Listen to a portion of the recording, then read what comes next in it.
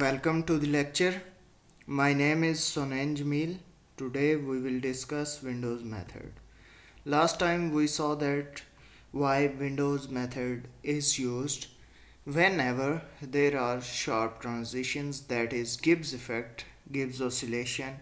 We will have to use Windows method to eliminate, to diminish that Gibbs effect. So last time we saw this formula, how we can find window response.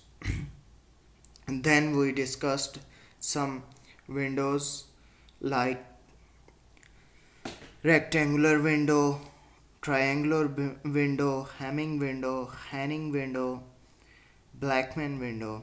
Then we saw this example how we can use Windows method to minimize transition. For example, we are given the following coefficients of the filter and we are supposed to apply Hamming windows function to obtain windowed coefficients, and then we will have to plot this.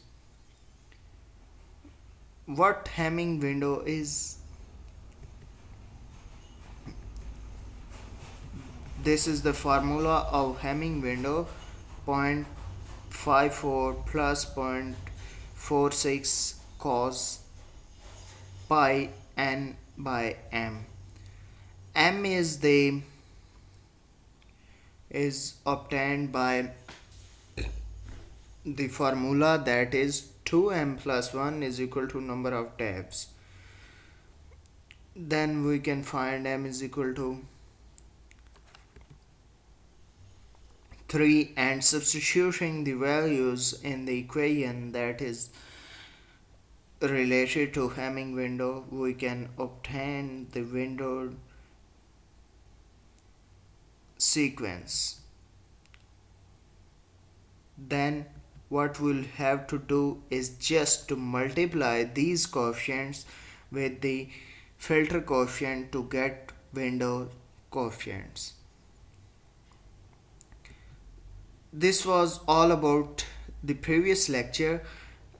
Now, what is the difference between all these windows and why we use different types of windows? So, Hamming window has a slightly better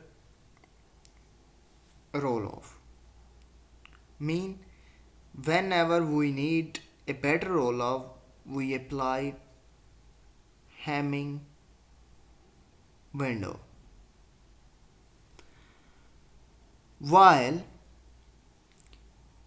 if we want a better stop band attenuation, we will have to apply Blackman window. So Hamming and Hanning windows have better roll off than Blackman window. So these were the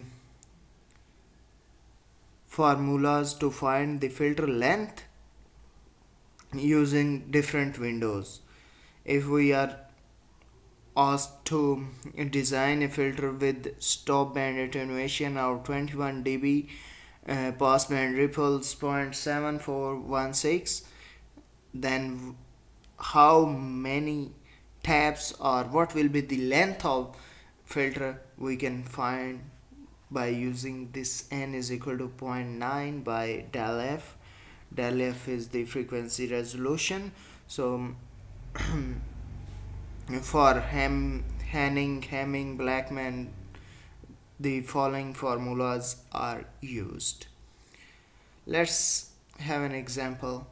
We are asked to design a low pass filter having the following specifications. Pass band is 1850 Hz, stop band is 2150 to 4K, and stop band attenuation is 20 dB, and passband ripples is 1, sampling frequency 8K. first of all we will have to find normalized frequency, normalized transition band.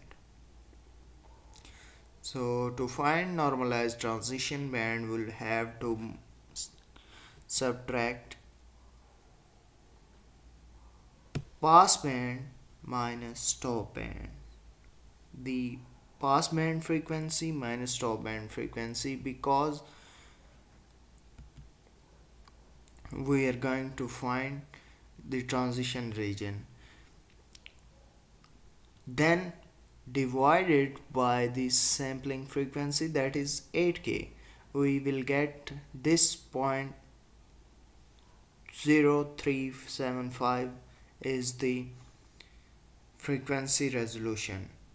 Now which window we will use is 20 dB stop band attenuation and pass band ripple is 1 dB. So more suitably is rectangular window. We will use rectangular window type. Just substitute the value of del f in the formula of rectangular window, then you will get filter length. And if the filter length is positive, just make it if it is even, just make it odd by adding 1, because whenever we design a filter it is symmetrical about origin, and at origin it is.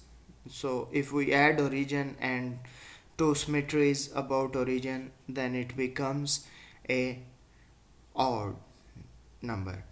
So what are the applications of FIR filter? FIR filter is used in noise reduction whenever we need to reduce a noise in a speech or whatever, because we demand and our desire is a specific band of frequencies, and whenever a undesirable frequency band is added to the desired band, it is known as noise. So we will have to reduce, we will have to eliminate that band.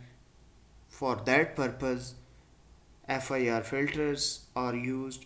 So the other important application of FIR filter is two band digital crossover.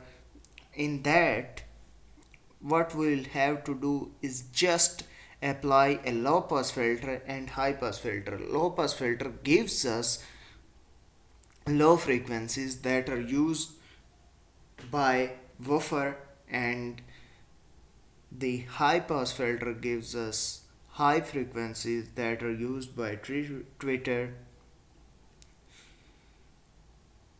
So in this way, just our goal is to design two filters.